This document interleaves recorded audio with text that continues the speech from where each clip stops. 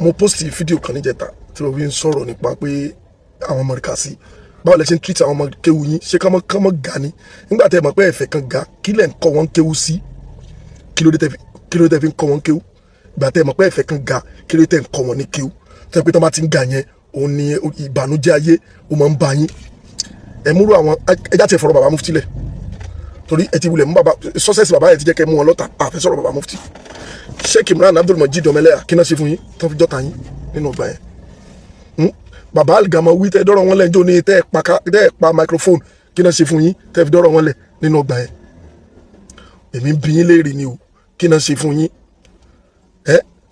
ká dúpẹ́ lọ́wọ́ àwọn sùmùrà o ká dúpẹ́ lọ́wọ́ àwọn sùmùrà o ká dúpẹ́ lọ́wọ́ sùmùrà o sùmùrà tóbi o Ọlọ́run má pa ìjọ sùmùrà run o Ọlọ́run má pa àwọn àfa àwọn run o Ọlọ́run má balẹ̀ wọn jẹ́ o àwọn sùmùrà èèyàn ni wọ́n kọ́mọ kéwọ́ mọ́ ga kó mọ́ ga kó mọ́ ga òun ni dùnnú àwọn sùmùrà kọ́mọ kéwọ́ mọ́ lókè kó mọ́ lókè kó mọ́ lókè òun ni dùnnú àwọn sùmùrà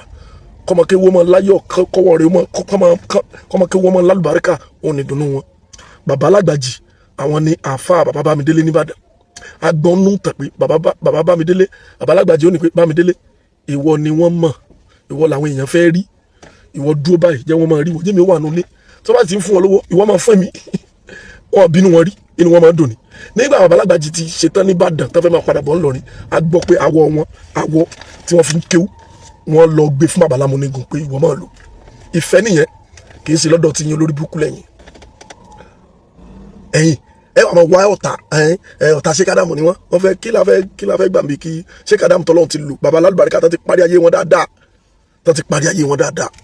Sheikh Sauban Abdullahi Ali lórí kí wọ́n ṣe fún yín tó fi dọ̀tá yín sáwọn náà fẹ́ palẹ̀ bàbá wọn run ni ìwọ jákèmálù alájà ẹlẹ́dẹ̀ ọ̀dẹ̀ ìwọ ló dá ẹni tí yóò fẹ́ palẹ̀ àfa rẹ̀ run mọ̀ lójú rẹ̀ so fẹ́ràn Sheikh Adamu ju Sheikh Sauban lọ ó fẹ́ràn Sheikh Adamu ju Sheikh Sauban lọ aláàjì tó tẹ̀wọ̀n dé ńjọ́ sí tó gba Mẹ́kà dẹ̀ wọ́n lọ́jọ́ sí a máa sọ̀rọ̀ Sheikh Sauban á dẹ̀ máa sin wọn jẹ pẹ̀lú àìlera wọn ṣé o fẹ́ràn Sheikh Adamu ju ọmọ tí Sheikh Adamu bínú ara wọn lọ o fẹ́ràn Sheikh Adamu ju ọmọ tó bínú ara wọn lọ ẹranko nìyí ntẹ́ jẹ òun lẹ̀ ń wá àwọn afa àtàná tí wọ́n jẹ́ afa ńlá tí wọ́n lámì láka mélòó nù wọn ló lo ayé bẹ́ẹ̀ ṣe ń lo ayé èmi bí léèrè ni o mélòó nù wọn ló lo ayé bẹ́ẹ̀ ṣe ń lo ayé mélòó nù wọn àní Imam Muslim mo sọnù fídíò lánàá Imam Muslim ọmọ kéwu Imam Buhari ni àwọn méjèèjì jọ hàn wọ́n dá àfa àgbàlẹ́gbẹ̀ẹ́ ara wọn ẹnìkan ò bínú ẹnìkan Imam Shafi ọmọ kéwu Imam Maliki ni wọ́n jọ dá àfa àgbàlẹ́gbẹ̀ẹ́ ara wọn ẹnìkan ò bínú ẹnìkan kí ló dé Imam Ahmad ọmọ Ambali ọmọ kéwu Imam Shafi ni wọ́n jọ dá àfa àgbà lẹ́gbẹ̀ẹ́ ara wọn ibo lẹ ti gbórí burúkú ti yín wá Sheikh Adam ká padà sọ́dọ̀ wa ń bíbà yìí Sheikh Adam baba Sugululu dáfà wọ́n ti dálé kéwúlẹ̀ kí Sheikh Adam tó kú inú òbí Sheikh Adam rí ọ̀rọ̀ ọ̀tá lẹ ti jogun orí burúkú tẹ̀ ń ṣe baba wa àfà ńlá àfà Daud àfà ńlá wọ́n ti dálé kéwúlẹ̀ kí Sheikh Adam tó kú láyé inú òbí Sheikh Adam sí wọn ibo lẹ ti gbórí burúkú ti yín wá nígbà bí nìyẹn gbogbo yẹn wà máa gọ sábẹ́ pé ilé Sheikh Adam lẹ ń protect ilé Sheikh Adam kọ́ lẹ ń protect ẹni bá fẹ́ protect ilé Sheikh Adam yóò mójútó ti Sheikh Adam fi lẹ́ni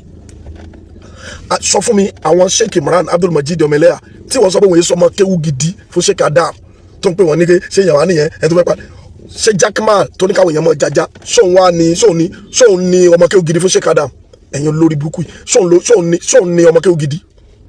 gbogbo èèyàn lẹ́sọ̀dọ̀ ta Sheikh Ahmad Labib Lágbàjì tí wọ́n fẹ́ràn yín ẹ fi ibi sùn wọn náà ni ẹ fi ibi sùn wọn ni Sheikh Labibu ọ̀tá bàbá ni ẹ̀yin náà lẹ́mọ̀ ọ̀tá bàbá ẹ̀yin lẹ́mọ̀ ọ̀rẹ́ bàbá torí ntẹ́ jẹ ẹ̀sìn bá ẹ fẹ́ máa fi bẹ́ẹ̀ ṣe tó hàn ayé àtẹ̀yìn àtàfà yín ẹ fẹ́ máa fi bẹ́ẹ̀ ṣe tó hàn ayé Ọlọ́run wa ń fi bẹ́ẹ̀ ṣe mọ́ hàn àwọn èèyàn ju bẹ́ẹ̀ ṣe wáyé náà lọ àtẹ̀yìn àtàfà yín tẹ̀ ń gbìjà tó máa yọ mọ́ríkà school lára yín báyìí kóró fún lásán lẹ́kù ṣé bẹ́ẹ̀ ló ṣe wá rí lọ́dọ̀ àwọn Sheikh Imran Abdulmajid Ọmọẹlẹ́yà bàbá mufti tí gbogbo yín sọ̀dọ̀ tálẹ̀ ní bàbá mufti dr kọlọ́njà àdúrà báyẹn pé ṣé sàtífíkẹ́tì mọ́ríkàsì náà fi ń jẹun mo bí ẹlẹ́rìí ni ṣé sàtífíkẹ́tì mọ́ríkàsì náà fi wáṣẹ́ náà fi ń jẹun bismillah tọ́ba mú sàtífíkẹ́tì mọ́ríkàsì àwọn tẹ́ ti pè lọ́mọ àlè kéwú ọmọ àlè ọmọ kéwú fún Sheikh Adam tọ́ba mú sàtífíkẹ́tì mọ́ríkàsì àti fàyà báyìí nǹkan kan ò ní ìṣẹ̀lẹ̀ lórí ẹ̀ kò ní káyọ̀ wọn mọ̀ dá kò dẹ̀ ní pé wọn ò lóyà sí Sheikh Adam ẹ lè máa treat àwọn èèyàn bí ẹranko kẹ́ wàá believe kíkà wọn máa treat yẹn bí ọba kò possible dà ta ni ẹni náà tó ń gbé kéwu Sheikh Adam ga lọ sókè tó àwọn tí mo fẹ́ ka orúkọ wọn lẹ̀ yìí mo jáde nínú àwọn paru èèyàn tẹ kó tira yẹn àwọn ńlẹ̀ rẹpẹtẹ àwọn jákèmálù ajájá wèrè ìmáàmù àgbà Ìlọrin tó kú lánàá tó lọ sọ́dọ̀ wọn tó lọ kíyàwó wọn tí wọn lọ́gẹ́ bàbá wa padà wá àtọ bàbá ní wàá di kinní kan níbi olókùú olórí ibú jájájájá jákèmálù ṣé wọ́n lè yan rí ṣé wọ́n lọ́mọ kéwu dáadáa ṣé òun lè rẹpẹtẹ lọ́mọ kéwu rí fún Sheikh Adam alápàtìrà sáwọn ọmọ kéwu àwọn paru àwọn pàǹtí èèyàn yẹn ṣé èèyàn rí làwọn yẹn mo béèrè lọ́wọ́ ẹ̀kú dámi ló ṣé èèyàn rí làwọn yẹn èèyàn rí ni wọ́n àwọn dìgbòlugi èèyàn wá wo àwọn sẹ́ẹ̀tì àwọn èèyàn tá a fẹ́ mọ̀ ká bàbá wa àgbà Sheikh Subair Al-Gamawi tá a máa ń ka ọmọ kéwu Sheikh Adam tó lámìlà kàtàdúrà Sheikh Adam gbà lórí wọn bàbá yẹn ara wọn náà wà bàbá wa Sheikh Jubril Ramadan Al-Ketuwi ọlọ́run gbàdúrà bàbá yẹn ọlọ́run tún gbàdúrà àwọn ọmọ wọn ibo lẹ́yìn tí borí burúkú yín wá bàbá Al-Ketuwi pàdé Sheikh wa Mufti Diyar wọ́n rí wọn lọ bàbá Mufti lọ pàdé bàbá ní airport báyìí bàbá sì ń ṣàdúrà pé àwọn bàbá tó ṣe bí àfa àwọn ni wọ́n ṣe bí bàbá Ketuwi kọ́ àwọn oníkéjì pa inú wọn dùn mọ́ sí rí pé ọmọ kéwu mi ló ń ṣe dáadáa ẹ̀yìn kó gbogbo ọmọ kéwu yín sáà rí bí onílé rẹpẹtẹ káyé wọn rí bí ayé onílé rẹpẹtẹ yẹn bí ayé alápàtìrà bẹ́ẹ̀ ṣe ń wá nìyẹn wọ́n ti gbọ́ ọmọ kéwu yín ra mọ́tò ńlá báyìí tó ń ṣe dáadáa báyìí inú wa máa bí yín ó ń gbé wọn sáà ní ó ń gba kéde kan sáà ayé yín ti bàjẹ́ dànù ta àfáàwò lẹ fi ti yín jọ àfáàwò bàbá Kamaludeen Al-Adabi gbogbo àwọn ọmọ kéwu wọn ló yára lójú wọn bàbá oníwàásí àgbáyé ń bẹ láyé tán ṣe dáadáa bàbá Kamaludeen ń bẹ láyé tán ṣe dáadáa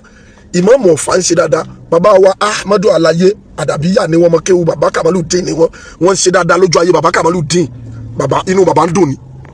ibo lẹ́yìn ti gbórí burúkú tẹ̀ ń ṣe ìwà kò ń ṣe kéwu Sheikh Adam rè ẹ máa ní ká má sọ tọrọ kí ló dé kíta ní sọ̀rọ̀ tó bá ti jẹ́ pé kéwu tó ń ké pé kéwu alif ba ta sa ló ń ké kéwu àfàgbà ló ké àfàgbà Sheikh Tajul Adab àwọn náà mú alif ba ta sa àwọn náà mú wọ ọ̀dọ̀ wa nísàlẹ̀ nbí alif ba ta sa jim ìdáwọn èèyàn ké tẹ́lẹ̀ nìyẹn amẹ́rùwá ankarimu sin ìtàn kàtẹ́lẹ̀ nìyẹn